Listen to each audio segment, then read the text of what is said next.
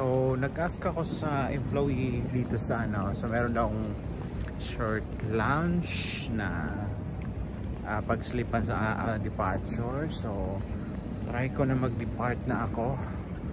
At ako sa clear sa custom.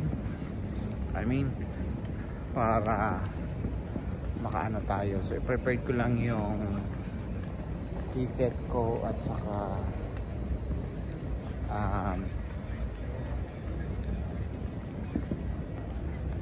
mga documents ko.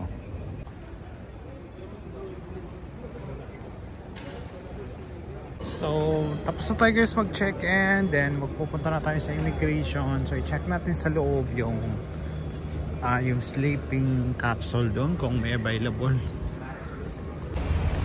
So guys, hanapin natin dito yung may transcend na hotel.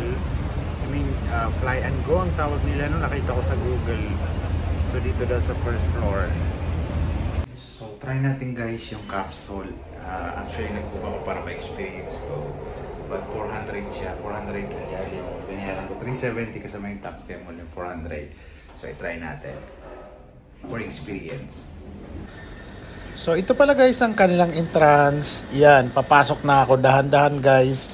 Kasi may mga natutulog dyan. So yan ang reserve ko. So ang ganda, di ba? Maliit lang siya.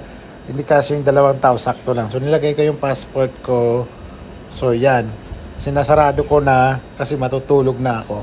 So may mga butas-butas dyan na pwede mong yung hilain. Ayan, hinihila ko pa yan kasi hawak ko yung phone eh. Ayan. So pwede mong hawakan doon tapos scroll mo para ma-lock ma-close. So yan guys, close na. So nakakahinga ka naman kasi may butas-butas yung yan, kung makikita mo yung harap ng ng ulo mo, tapos yan may mga butas-butas doon. So guys, hindi pala ako makatulog niyan, kaya naisip ko na lumabas na lang, pumunta doon sa entrance kasi may freebies sila doon. At saka naisip ko na katapat lang yan ay pag hindi ako makatulog ay ayan, hot choco.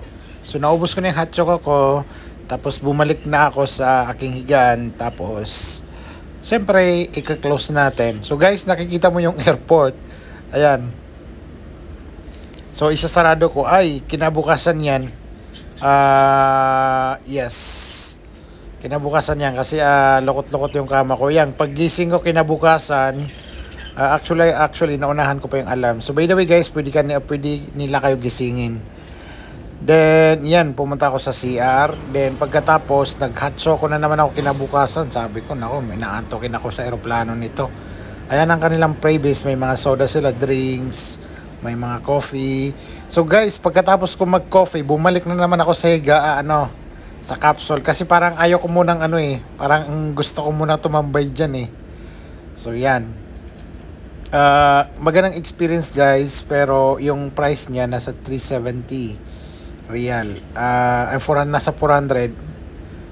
Ayan, binubuksan ko na kasi bumalik pa ako noon pagkagising ko. Hindi pa ako muna nag-check out. Kasi gusto ko ma-experience. May charging pin pala dyan. May charging station din pala dyan. Kaya yan, binuksan ko ulit. So yan guys, nag-prepared na ako para umalis. Pero silent pa rin, kaya merong isa atang natutulog pa. Ayun, kagigising din niya. So silent ako dyan sa time na yan. So ito guys, tapos mag-check out sa lounge. Yes, tapos na tayo mag-check out sa ating fly and sleep. So okay naman yung ating experience. Nakatulog tayo ng hindi ako makatulog, pero sabi ko may mga freebies sila sa labas. Katapat lang ito, choco. May choco sila. May ako ng choco pagka ilang minute. Umepekto na.